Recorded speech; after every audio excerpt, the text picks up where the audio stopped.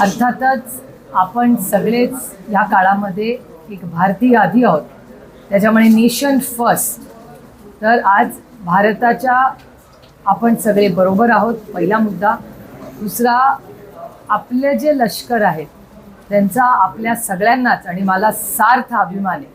आणि आज जी ॲक्शन घेतली याबद्दल मी भारत सरकारच्या ह्या सगळ्या आर्मीला मानाचा मुजरा करते की त्यांनी एवढा मोठा निर्णय घेतला आहे. आणि नुसता निर्णयाचा विषय नाही, ज्या पद्धतीने तो घेतलेला आहे त्याला जास्त महत्त्व आहे.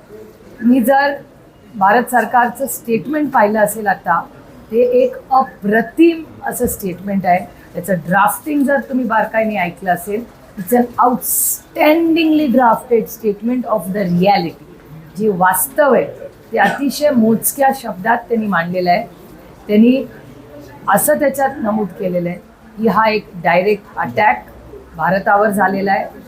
आमचे पर्यटक तिथे गेले होते, त्यांचीही क्रूर हत्या केलेली आहे. त्याचा उत्तर आम्ही दिलेलं आहे, पण ते खूप मेजर्ड. 3 महत्त्वाचे शब्द त्यांनी वापरले आहेत. It is a very focused attack, it's a very measured attack, आणि it's not a retaliation and it's not escalating. म्हणजे त्यांनी इतका तो व्यवस्थित अटॅक केलेला आहे की जे दहशतवादी आहेत त्या दहशतवाद्याच्या विरोधात हा अटॅक आहे, हा कुठल्याही सिव्हिलियनवरचा अटॅक नाही. तुम्ही तो स्टेटमेंट, माझी विनंती राहील प्रत्येक भारतीयाला की हिंदीमधलं आणि इंग्रजीमधलं भारत सरकारचं स्टेटमेंट हे प्रत्येक भारतीयांनी वाचलंच पाहिजे. तुम्हाला सार्थ अभिमान वाटेल की आपण युद्ध हा मार्ग नाही, शांततेच्या मार्गाने, महात्मा गांधींच्या मार्गाने हा देश चालतो. आणि त्याच्यामुळे हा जो अटॅक आहे हा दहशतवाद्याच्या विरोधात आहे. हा कुठल्याही व्यक्ती किंवा सिव्हिलियन किंवा महिला किंवा मुलांच्या नाही. त्याबद्दल मी MEA आणि डिफेन्स मंत्रालयाचे खूप खूप कौतुक करते आणि आभारी मानते. काही 8 ते 10 कॅम्प्स जे आहेत ते उद्ध्वस्त देखील केलेले आहेत इंडियन आर्मीने. दुसऱ्या बाजूला आपण जर बघितलं तर जे या हल्ल्यात मृत्युमुखी पडले होते त्यांच्या घरच्यांशी जेव्हा माध्यमातून आज संपर्क साधायचा प्रयत्न केला, तेव्हा देखील त्यांनी एक समाधान व्यक्त केलं सरकारच्या बाबत. आणि असे ऑपरेशन्स कंटिन्यू राहावे, कुठल्या एका मर्यादित घटनेपुरतं राहू नये असं त्यांची इच्छा आहे. या सगळीकडे मला असं वाटतं ज्यांच्या घरात हे दुर्दैवी गोष्ट झाली, ज्या हल्ल्यामध्ये, दहशतवादी हल्ल्यामध्ये ज्यांना वीर मरण आलं, त्यांच्या आयुष्यात दुःख आपण कधीच परत आणू शकत नाही, त्यांचा आनंद. पण ह्या फुल ना फुलाची पाकळी, एक श्रद्धांजली त्यांना आपण सगळ्यांनी अर्पण करूया या माध्यमातून.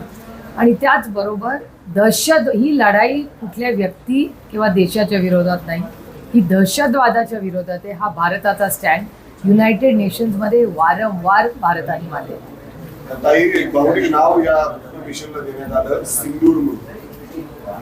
आता नाव काय द्यायचं त्या मिशनला हा इथल्या सरकारचा प्रश्न असतो. नाही ताई, काय माहितीये का, अनेक महिलांच्या समोर त्यांच्या पतीला मारण्यात आलं होतं. सगळे ते चित्र आपण बघितलं होतं.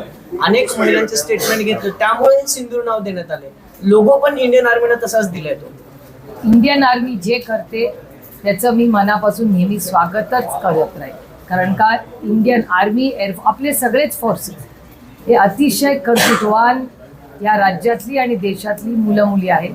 त्याच्यामुळे त्यांचा सार्थ अभिमान आहे. आणि ते तुम्ही आणि मी सुखात राहो ह्याच्यासाठी त्यांचं उभं आयुष्य आणि मोठा त्याग फक्त ते नाही करत, त्यांचं कुटुंबही करतं. त्या सगळ्या इंडियन फोर्सेसला मी मानाचा मुजरा करते आणि सॅल्यूट करते. या सगळ्या बैठकीला तुम्ही देखील उपस्थित होता. जी काही स्ट्रॅटेजी गेल्या काही दिवसांपासून केंद्र सरकार लष्कर काही घटना जात होती, ती या सगळ्या याच्यामध्ये यशस्वी होताना दिसतं.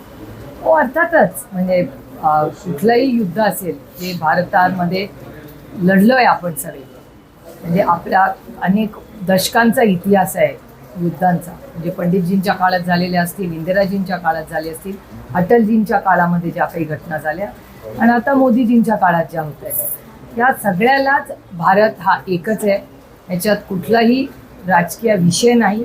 आम्ही ऑल पार्टी मीटिंगला गेलो होतो तेव्हाही आमची भूमिका स्पष्ट केली होती आम्ही, की आम्ही भारताबरोबर आहात. आपण भारतीय पहिले आहोत. पहिला भारत, त्याच्यानंतर राज्य, त्याच्यानंतर पक्ष आणि त्याच्यानंतर कुटुंब.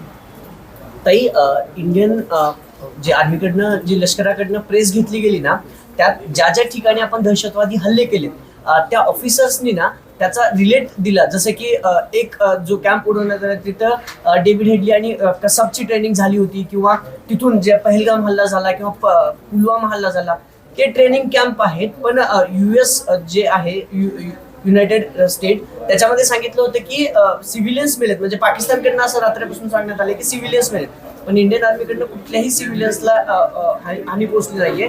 गेल्या अनेक वर्षापासून दहशतवादी ट्रेनिंग घेत होते.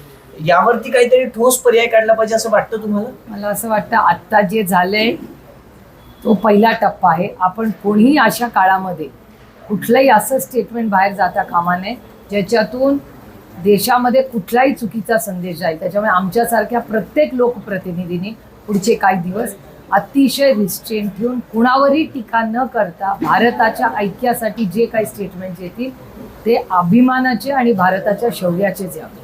काही त्याच्यामध्ये अजून एक तुम्ही महत्वाचं सांगितलं की पाकिस्तान इथंच थांबणार नाही, तर अजून सुद्धा अशा पद्धतीने ते हल्ले करू शकतात. त्यामुळं देशाने एकत्र आणि या सगळ्या गोष्टींना सामोरं जाण्याची तयारी करायची. आता तर ही सगळी चर्चा ऑल पार्टी मीटिंगमध्ये झाली होती आणि ऑल पार्टी मीटिंगमध्ये आम्ही आमची भूमिका स्पष्ट केली होती की आम्ही सगळे जरी विरोधी पक्षात राजकीय असलो तरी आम्ही सगळे भारतीय आहोत. त्यामुळे भारतासाठी, भारताच्या ऐक्यासाठी त्या सगळ्या परिस्थितीमध्ये आपण पूर्ण ताकदीने भारत सरकारबरोबर आहोत. विरोधी पक्ष